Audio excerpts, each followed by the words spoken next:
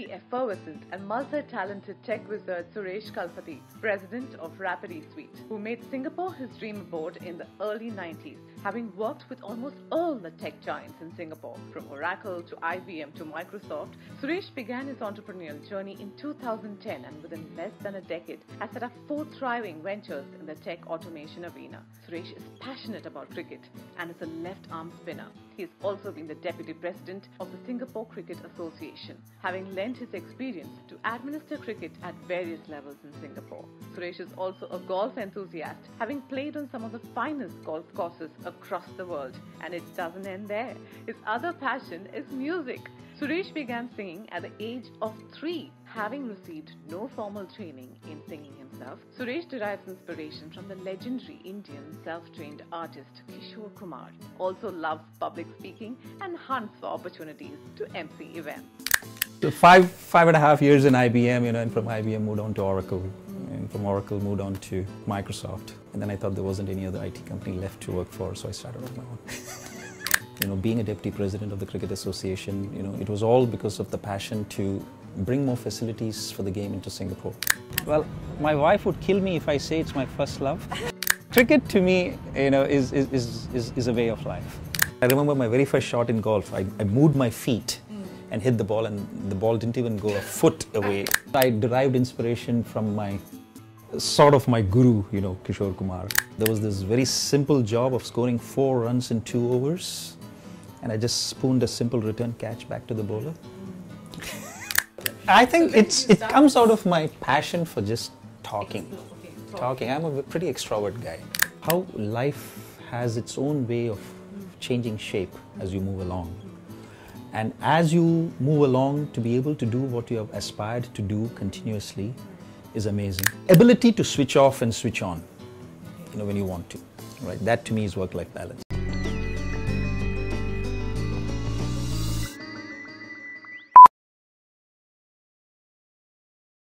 Well, it was nice and quiet at that time in Delhi. This was way back in 1974, and my dad got transferred to Delhi. He was part of the government service. The childhood was pretty simple and straightforward, I would say.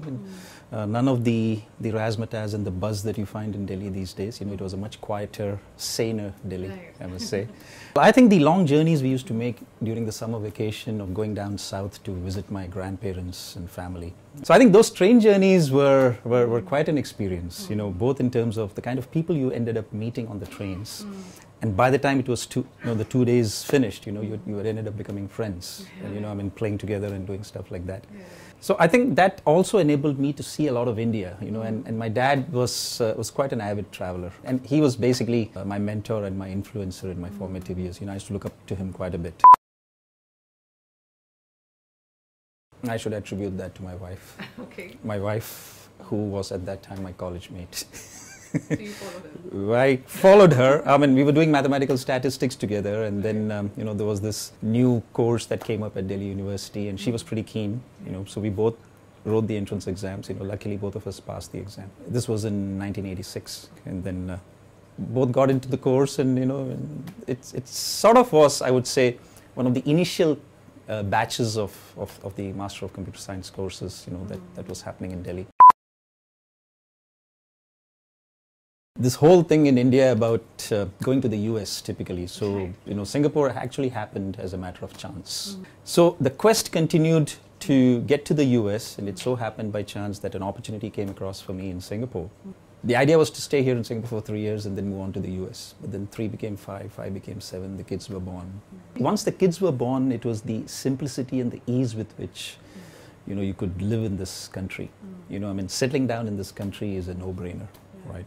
The fact that it's a city country essentially, and pretty homogeneous in the way it is built, was something that we were very fond of. And plus, we were staunch Indians. We wanted to have the Indian festivals, we wanted to have the Indian food, we wanted to have the cricket, and luckily they all came about at the same time. Right. So it was almost, to me, living in a sophisticated city outside of India, and which embodied India pretty much in every which way. In Singapore? I came into Singapore with an Indian company, one of the largest Indian IT company, HCL. Right. And a year and a half into HCL, I landed an opportunity at IBM.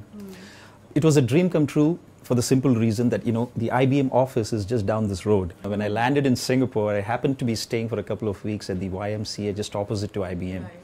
And I used to step out in the morning and look at the IBM towers and imagine myself being in that building. So in '94, when I actually got a job there, it was a real dream, a dream come true. It was, something that I didn't think it would ever happen in my life. And it so happened my wife landed up in IBM as well. All right. So she pretty much has been in the very same organizations that I have been.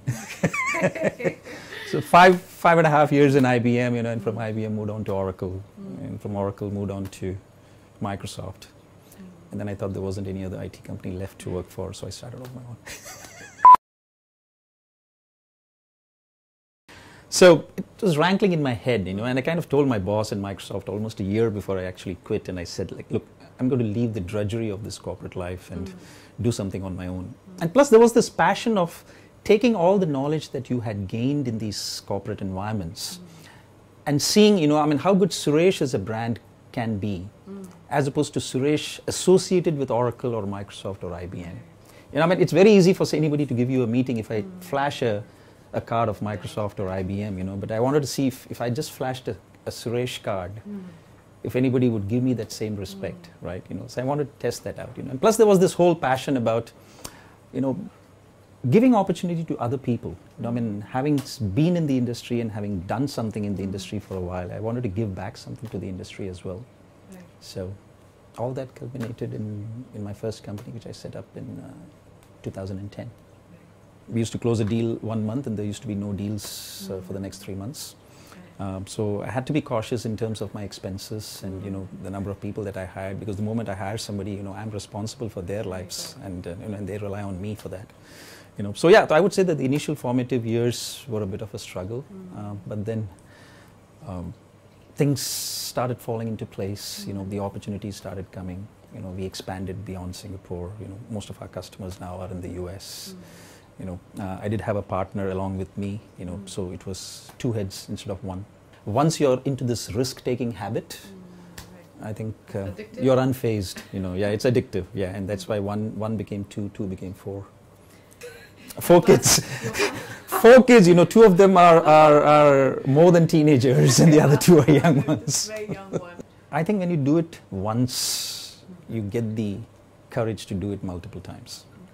So the fear of failure is probably only the very first time. So clearly when I set up the first company, there was a big fear of failure. But then if you surmounted that, there wasn't really so much of a risk of failing again. Even if you failed, what harm it would do to you? Nothing. You're always richer for the experience.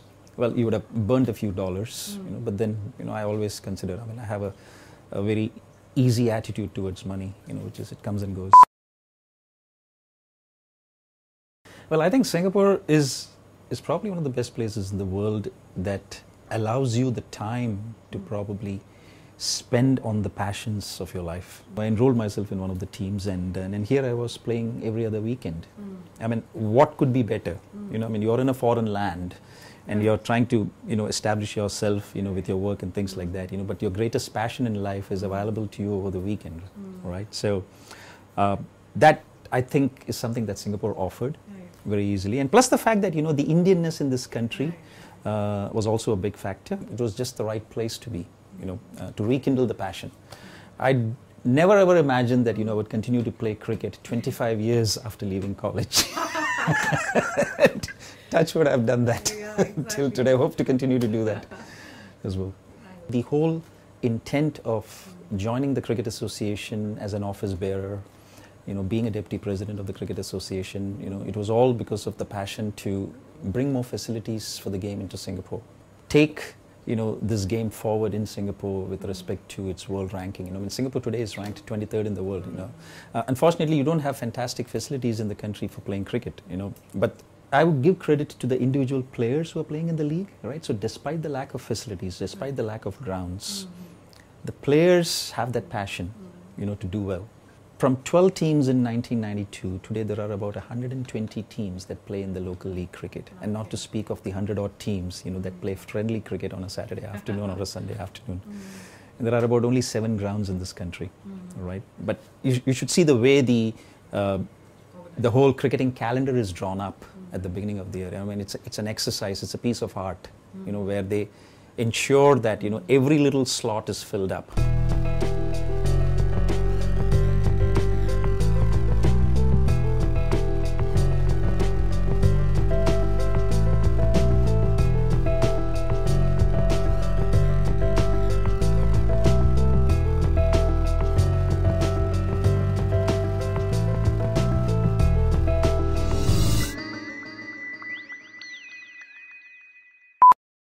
So you're at the most iconic cricket clubs of the world. The Singapore Cricket Club was established in 1852, and surprise, surprise, cricket was actually played in Singapore way back as much as in 1837, which is almost only about 20 years since Sir Stamford Raffles set foot on the shores of Singapore. So the club has had a rich history since 1852. It's got reciprocity with some of the top cricket clubs around the world. More than 500 clubs around the world. Many great cricketers have graced this club over the years. Many a great cricket match has been played on these grounds. One of Sachin's hundreds was on this ground actually. Rahul Dravid made his his international debut on this ground. It has witnessed series between India, Pakistan, Sri Lanka, etc. Right, and this is also used by the Singapore government for actually their National Day parades. So next year it's going to be the 200th anniversary of Sir Stamford Raffles, and the parade is going to come back to this ground again. And it's also the venue for the Grand Prix, which has been happening now for about 8 years, right? And as you can see, all the stage and everything is being set, right? So it's one of the most beautiful places in the world, I think, if you're a cricket fan especially. Although the club also has facilities for a lot of other sports as well, so tennis is big here, rugby is big, as well as squash and things like that. Yeah. We are all members of one section or more. So the cricket section here is almost about 225 strong. So that's the identity that we form within the club. Obviously cricket is the biggest sport in this club, and which is why it's called the Singapore Cricket Club. But it's actually called more of a sporting club, one of the premier sporting clubs in Asia. So yeah, each of us form our own identity within the club, and there are these intersection matches and games that happen. We actually go out on a lot of tours with the club, and that's one of the biggest benefits of being a member here. I've toured some of the best test grounds in the world, being part of this club. About 6 months ago, I played on the hallowed turf of Chennai, Chepauk Cricket Ground. And we toured Sydney, we toured Melbourne, we were in England, not in the distant past. So it's great to be part of this. Sangakkara and Murli were here only a few months ago. There was a kids Q&A that was held over here, and the both of them were sitting on these stairs. They spent every other year we actually are doing an international T20 tournament, a club T20 tournament that happens on these grounds. So we invite the top reciprocal clubs from around the world. So from India we have the CCI and the Madras Cricket Club participating. We have the Melbourne Cricket Club from Melbourne coming over. We have clubs coming over from England and South Africa and Hong Kong. So it's a 3-day affair, an absolute gala affair. We get some ex-test cricketers to come in and be our chief guest. So it's an extravaganza, and very much for the local public. And that's another way for us to try and promote this game, in a very big way, by bringing international cricketers over here to actually play the game. Well, my wife would kill me if I say it's my first love. So I will say it's my second love, but cricket to me, is a way of life. I consider cricket to be a way of life because it teaches you a lot of things that you can imbibe as an individual. It molds your character. The kind of discipline and the strategic thinking and the planning that you need in cricket, goes a long way in developing you as an individual.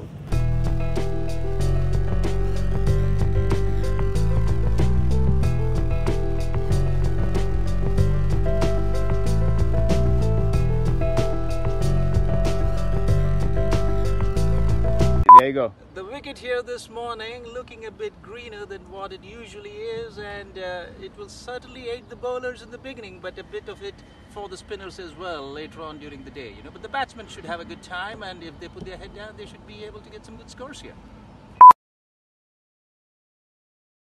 I would like to call myself a bowling all-rounder, primarily a left-arm spinner.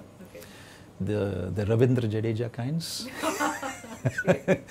Yeah, but I can wheel the willow a fair bit and hit the sixes long. Yeah, those are my mementos, the 5-wicket hauls I've had over the last 3 years. And it continued to improve. It was like 5 for 17, then 5 for 7, and then 5 for 4.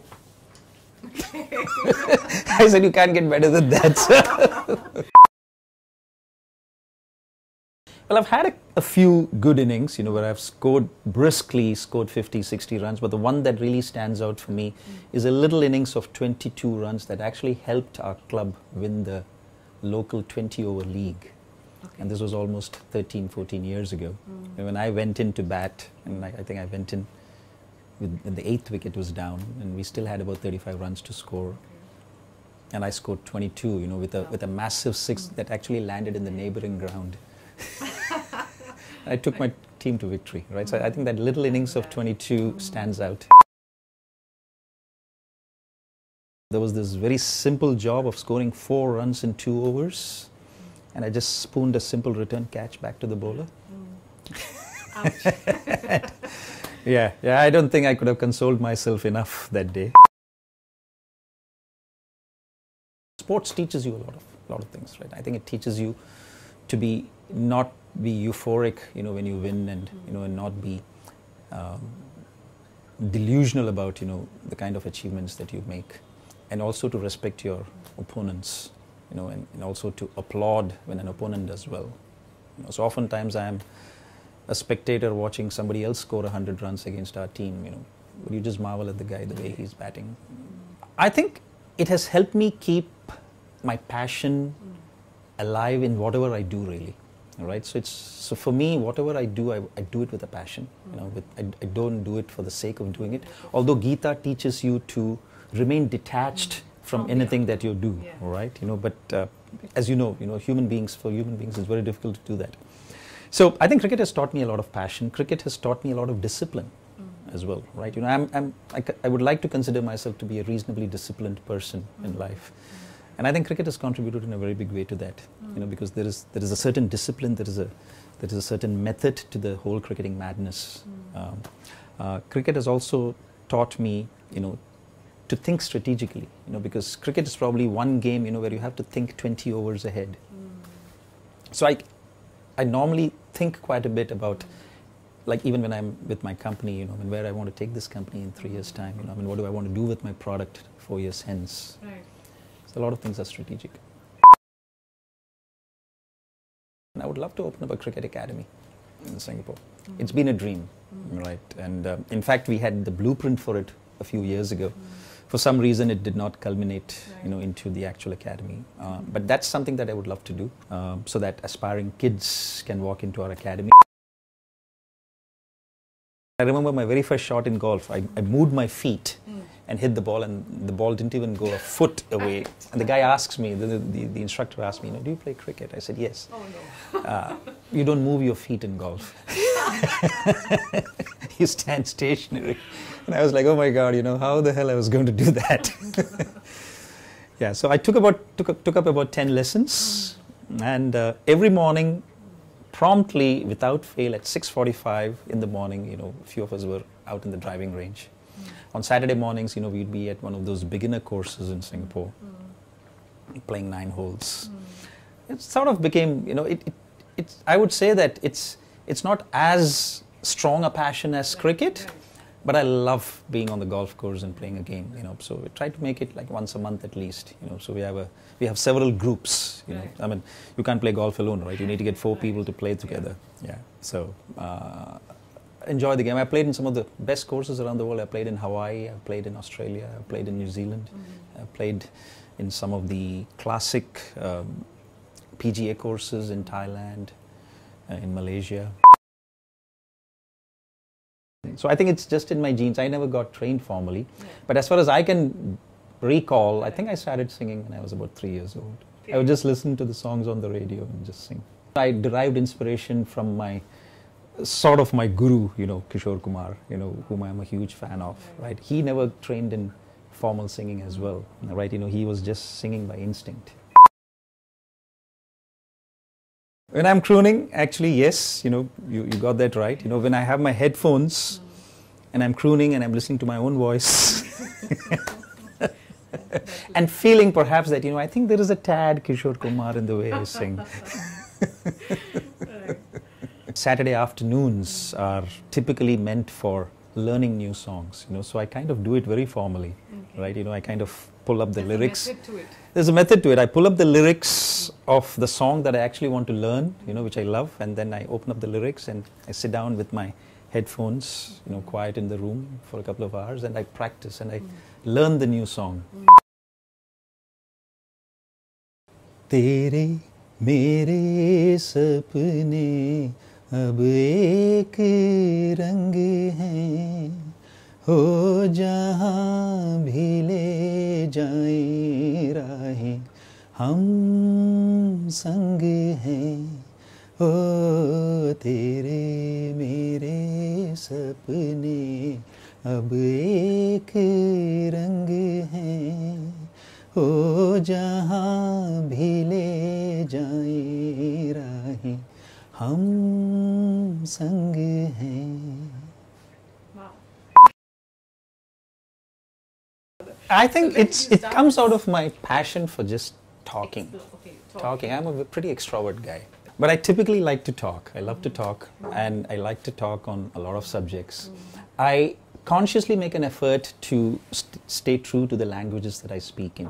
Right? So when I speak Hindi, I try and not use any other words at all. I just stay absolutely into the language. So I think that sort of has given me a bit more confidence, right? I mean, I always used to speak at events during my, official dump. So I kind of now have taken that to doing general emceeing, general public speaking, So basically I'm the guy, who conducts events, So when somebody has a 25th wedding anniversary, for example, in a hotel, so I'm the one basically emceeing the event. Right. And I love doing that, and I kind of do it out of pure passion than anything else.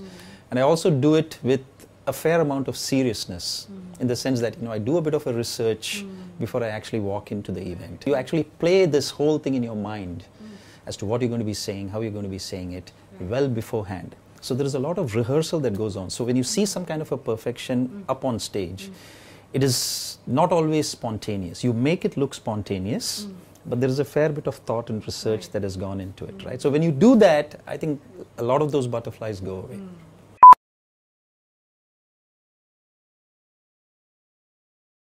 I think sky blue.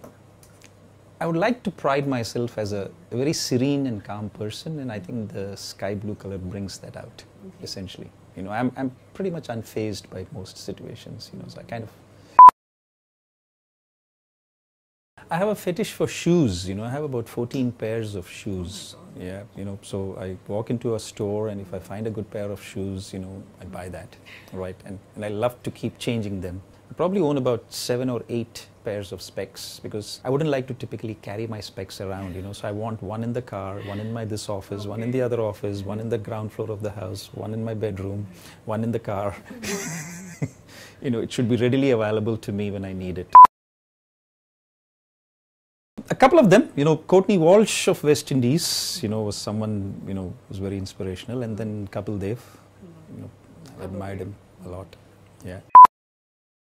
तुम भी चलो हम भी चलें चलती रहे जिंदगी ना ज़मी मंजिल ना आसमां जिंदगी है जिंदगी. Ability to switch off and switch on, when you want to. Right, that to me is work-life balance, right? I mean, if there is a test match starting at 6 p.m. in the evening, I switch off work and I'm in front of the TV watching cricket. If there is an A.R. Rahman event, I'm going for it no matter what, right? So I think work-life balance, while everything else that you say about work-life balance is true, right? It's the ability to be able to switch on and switch off, depending upon what is important to you at that point in time, right? And I always feel that work has to be passionate enough, but in life, work to me is secondary.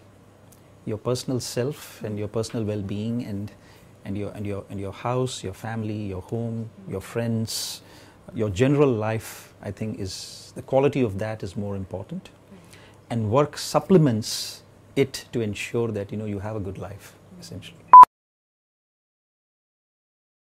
When I am able to see people around me happy, when I'm able to actually do something that has made a difference in people's life, right? And I don't think I'm saying it for the sake of saying it, but I love it when I see people around me happy with what I have done, for them, or what I've done in general.